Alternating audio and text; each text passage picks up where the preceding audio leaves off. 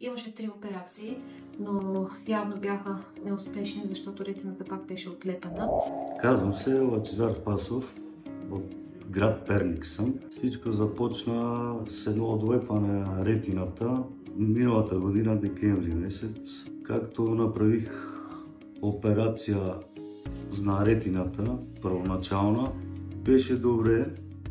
Втората операция трябваше да ми сложат газ, която след 2 дена след операцията и се отлепи пак наново. Както ми даваха документите, си търся друг хирург, защото нямаха в болницата. Жена ми намира клиниката в Турция.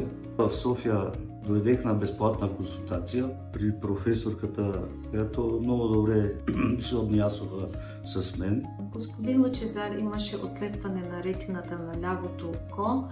Имаше 3 операции, но явно бяха неуспешни, защото ретината пак беше отлепена.